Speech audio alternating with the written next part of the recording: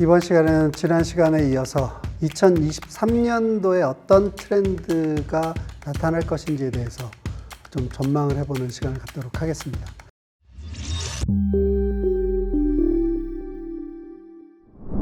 첫 번째로 제가 꼽아본 것은 투자자만을 위한 넥스트 빅띵은 없다 라고 하는 말씀을 드릴 수 있을 것 같습니다. 무엇보다도 이거의 제일 중요한 계기는 이제 크립토 산업, 크립토 시장에 대해서 규제 당국들이, 각국의 규제 당국들이 본격적으로 개입을 하기 시작했고, 2022년도에 있었던 루나테라 사태나 FTX 사태, 그 주변으로 다양하게 나타났었던 문제들, 이런 것들이 이제 2023년도에 다시 재발되지 않도록 하는, 2023년도에 왜 이게 재발되지 않는 것이 중요하냐면 2023년도의 경제 전망을 각국이 다들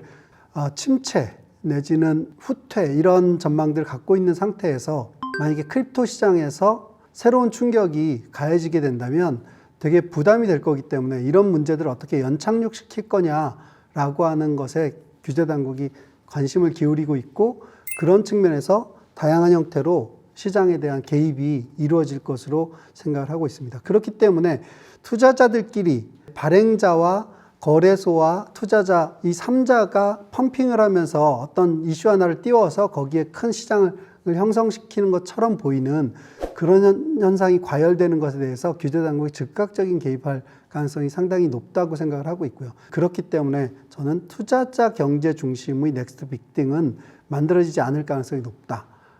그게 새로운 테마, NFT나 디파이 이런 식의 새로운 테마를 좀 띄워보려고 하는 시도가 있다 하더라도 디파이나 NFT처럼 그렇게 쉽게 떠오르기는 쉽지 않을 것이다 라고 말씀을 드릴 수 있을 것 같습니다. 그 다음이 이제 2023년도에 또 중요하게 나타날 것으로 예상되는 사건은 뭐냐면 스테이블 코인 시장이 재편될 것 같습니다. 스테이블 코인은 지금까지는 거래소의 결제 통화를 제공하려고 했던 1세대 스테이블 코인, USDT 같은 스테이블 코인과 디파이 성장과 함께 성장한 2세대 스테이블 코인들이 있었는데요. 물론 2세대도 온체인에서 발행됐느냐 아니면 오프체인 의존적이냐 이런 것들이 좀 다르기는 하지만 어쨌든 1세대, 2세대 스테이블 코인 모두가 거래 시장을 타겟팅한 결제 통화로서 기능이 주된 용도였다면 이 거래 시장 자체에 대한 규율을 하려고 하는 규제 당국이 진입하면서 1차로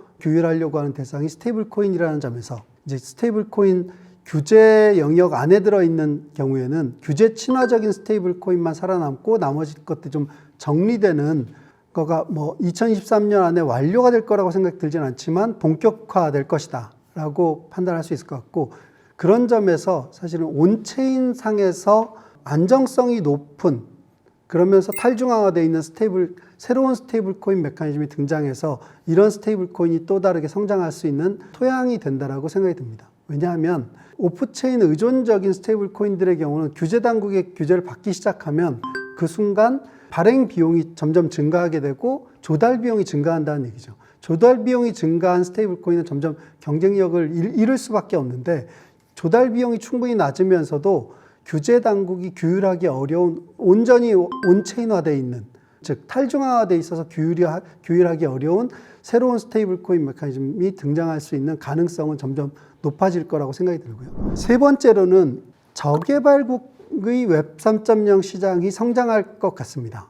저는 기본적으로 사용자 경제가 2023년에 성장시켜야 되는 되게 중요한 이슈라고 생각하고 있고, 실제로 크립토 산업에 대해서 깊게 고민하고 있는 분들은 전반적으로 공유하고 있는 내용인데, 이 사용자 경제가 성장한 기존의 사례를 보면 비트코인이 국경 간 송금을 위해서 사용자들에게 사용됐었던 사례와 엑시 인피니티라고 하는 게임 내에서 그게 지속 가능한 이코노미 설계가 돼 있지 않아서 지금 상당히 많이 영향력을 잃은 상태긴 하지만, 이때 사용자 경제가 저개발국에서 게임의 메인 마켓도 아니었던 동남아 시장에서 성장하면서 선진국 시장의 사용자들을 끌어들일 수 있었다는 점에서 대부분 실제 사용자 경제는 저개발국 시장에서 성장할 가능성이 상당히 높다고 보고 있고, 웹 3.0에 대한 다양한 도전과 시도들 중에서 저는 저개발국 시장에서 이루어진 실험 중에 큰 성과를 내는 애플리케이션이 등장할 가능성이 높다고 보고 있습니다. 그 다음에 2023년도에 또 기대를 모으고 있는 것 중에 하나가 다오인데요. 제가 앞선 시간에 공급자 뷰에서 다오가 NFT 다음에 뭔가 넥스트 빅띵이 되지 않겠냐 이런 시각 안에는 주식회사의 주주총회 같은 느낌의 지분을 많이 갖고 있는 사람들이 대부분의 모든 것을 결정하는 그런 거버넌스 관점에서 다오를 보는 오해가 있다라고 말씀드렸지만 이제 그런 오해에 기반한 다오들도 다양하게 나올 거라고 생각이 들고요. 두 번째로는 정말로 다오의 의미를 살리는 대부분의 것들은 자동화된 프로토콜로 작동하면서 그 자동화된 프로토콜에 담기 어려운 요소들을 그때그때 결정하기 위해서 좀 마이너한 요소들을 결정하기 위해서 다오가 작동하면서 많은 지분을 갖고 있는 쪽이나 적은 지분을 갖고 있는 쪽이나 공정하게 그 생태계 안에서 분배에 참여할 수 있고 자기 자산의 가치를 유지할 수 있도록 해주는 그런 다오에 대한 시도들도 다양하게 이루어질 수 있을 것 같고요. 그런 오해에 의한 확산과 이해의 심화, 이것이 다오 영역에서는 좀 더 많이 진행될 것 같고, 다오에 대해서 어떤 곳에서는 유용하고 어떤 곳에서는 의미가 없는지 이런 것들도 좀 가려지는 2023년이 되지 않을까 생각을 하고 있습니다. 그 다음에 또 한 가지 생각해 볼 수 있는 것이 결국은 이제 메인넷 인프라 중에 어떤 것들이 성장할 거냐라고 보았을 때 이더리움 레이어 2의 성장 전망이 2023년도에 두드러질 것으로 생각을 하고 있는데 그 중심에는 영지식 증명 기반의 롤업 기술들이 레이어 2 기술로 정착되면서 그 레이어 2 기술들이 기존의 이더리움의 대안이다 라고 해서 나왔었던 솔라나나 폴리곤이나 아발란체나 이런 대안적인 솔루션이라고 보았었던 레이어 1 혹은 레이어 1은 아니지만 이더리움 보안제 이런 것들과 직접적으로 경쟁하는 한 해가 될 것으로 생각이 듭니다. 특히나 이더리움 레이어 2의 경우는 일반적인 기존에 만약에 이더리움 내에서 발행된 자산이나 NFT 이런 게 있었으면 다른 네트워크에서 이걸 사용하려고 하면 브릿지라는 메커니즘을 통해서 넘어갔어야 되는데 이런 브릿지라는 메커니즘이 갖고 있는 취약점이 다양하게 있다라고 하는 것은 웜홀 해킹 사태나 론인 네트워크의 브릿지 해킹 사태에서도 다 드러난 바가 있듯이 이런 브릿지의 취약한 구조를 이더리움의 영지식 증명 기반의 레이어 2는 갖지 않는다는 점에서 GK 브릿지 같은 영지식 증명 기반의 브릿지 같은 밸리데이터들에 의존하지 않는 그런 메커니즘들이 다양하게 등장할 거라는 점에서 레이어 2의 사용성은 기존의 다른 대안적 네트워크에 비해서 높을 것이고 게다가 기존의 다른 대안적 네트워크들이 사실 NFT 같이 다양한 형상을 가질 수 있는 즉 상태값들을 되게 다양하게 임의적으로 만들 수 있는 그런 NFT에 대해서 완전하게 넘길 수 있는 브릿지가 검증된 브릿지가 없다라는 점에서 여러 가지 한계를 갖고 있었는데 영지식 증명 기반의 메커니즘들은 이 NFT 같은 형태의 자산들도 또 넘길 수 있도록 비용이 낮고 속도가 빠른 네트워크 쪽으로 넘길 수 있도록 할 가능성이 높다라는 점에서 레이어 2의 확산이 두드러지게 나타날 것으로 생각을 하고 있습니다. 그 다음에 이제 레이어 2를 포함해 가지고 웹3를 위해서 새로운 인프라들이 속속 등장하고 있는데 제가 보기에는 이 웹3가 지금껏 되어 왔었던 블록체인 인프라에 대한 논의를 한 단계 업그레이드 시키게 될 것이다 라고 생각을 하는데 2023년도에는 특히나 그 중에서도 거래 인프라와 관련된 다양한 시도들이 있을 것으로 예상됩니다. 현존하는 거래소들을 기반으로는 웹3 특히나 사용자 이코노미가 성장하기 어렵다라고 하는 것은 깊게 이 이슈를 고민하고 있는 분들은 대부분 공감을 하실 텐데요. 웹3 사용자가 아프리카에서 생겼는데 한국에 있는 거래소에 상장되어 있는 토큰을 어떻게 취급할 수 있을 거냐. 이런 문제는 지금 분명하게 웹3로 가는 길에 있어서 거래소가 갖고 있는 역할의 한계를 드러내주는 사례라고 볼 수 있습니다. 그런 점에서 제가 보기에는 좀 더 투명성을 강화시킨 중앙화된 거래소라든가 아니면 덱스랑 결합되어 있는 거래소 모델이라든가 아니면 대신 매입해주는 구조의 환전 서비스라든가 이런 형태의 새로운 유형의 거래 인프라에 대한 실험들이 다양하게 이루어질 것으로 생각하고 그것이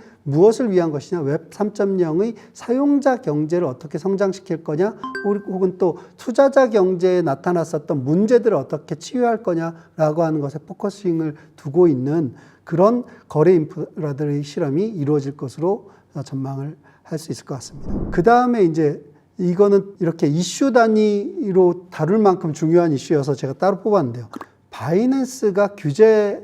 안쪽으로 연착륙할 수 있을 거냐라고 하는 문제는 2023년도에 좀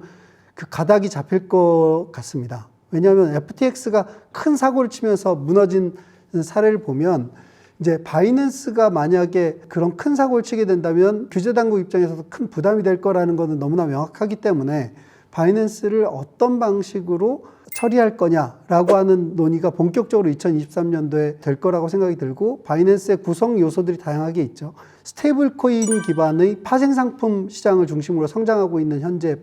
바이낸스, FTX도 딱 그 성장 전략을 쓰고 있었는데, 그런 성장이 바이낸스에게 계속 허용되는 게 맞냐? 그거에 대해서 일정한 규제에 들어가야 되느냐? 또 거기에서 지금 USDT를 걷어내고 BUSD로 스테이블 코인을 전환시키는 건 BUSD는 문제가 없는 거냐? 물론 BUSD 같은 경우는 미국 내에 있는 팍서스라고 하는 회사에서 만든 메커니즘에 이제 바이낸스가 USD에 패깅되어 있는 스테이블 코인을 거기를 이용해 가지고 발행하기 때문에 상대적으로 바이낸스가 그냥 독자적으로 발행하는 스테이블 코인이 아니라는 점에서 신뢰성을 좀 더할 수 있다라고는 생각할 수 있지만, BUSD에 어떤 리스크가 있는지, 또 BNB 코인, 특히나 요번에 이제 FTX 사태에서 문제가 있었던 FTT 코인하고 비슷한 지위를 갖고 있는 게 이게 바이낸스 BNB 코인인데, 이 BNB 코인의 경우는 어떤 파이낸스적인 리스크가 없는지, 이런 문제들을 어떻게 검증하고 강제할 건지, 이런 것들이 이제 바이낸스 BM 곳곳에 숨어 있기 때문에 이런 문제들이 전면적으로 규제 당국하고의 접점에서 2023년도에 이슈화가 될 것으로 예상이 되고, 게다가 바이낸스는 전략적으로 무국적 전략 같은 것을 취하고 있었는데, 이게 이제 수면 위로 떠오르면서 바이낸스가 어떤 법률 관할권 안에 포함되어야 될 거냐라고 하는 문제도 가시화될 것 같습니다. 그런 것들이 어느 방향으로 방향을 잡느냐에 따라서 지금 대부분의 전문가들이 2023년도 이후에는 중앙화된 거래소는 제도권 안으로 진입하는 거래소 말고는 좀 정돈이 될 것이다. 제도권 내 거래소를 중심으로 정돈이 될 거다라고 전망하고 있는 상태에서 바이낸스가 어떤 양상으로 나아가게 될 건지를 결정하는 요소들이라는 점에서 바이낸스의 규제 내 연착륙 문제는 2023년도에 되게 주목해야 되는 이슈가 아닐까 생각을 하고 있습니다. 그 다음으로는 웹 3.0 스택의 확산과 성장이라고 하는 게 2023년도에 또 본격적으로 두드러질 거라고 생각이 되는데요. 2022년도에도 웹 3.0의 스택, 즉 웹 3.0의 서비스 생산성을 높이는 데 필요한 빌딩 블록들, 익스체인지도 있을 거고 다양한 형태의 데이터를 분석해주는 서비스 인프라부터 시작해서 되게 다양한 종류의 서비스가 웹 3.0 스택이라고 하는 것으로 쭉 올라가고 있는데, 그런 것들이 실질적으로 살아남을 수 있는 것들이 살아남고 정말로 유용성이 검증된 것들이 다양한 서비스에 이용되면서 웹 3.0 스택을 이루게 될 거라고 생각합니다. 그들 중에 상당 부분은 온체인 상에 있는 스택일 거고, 또 상당 부분은 오프체인 상에 있는 스택이 될 거라고 생각이 들고, 여기에 본격적으로 웹3 생태계 전체를 조망해서 보여줄 수 있는 인공지능 기반의 블록체인 내부 데이터를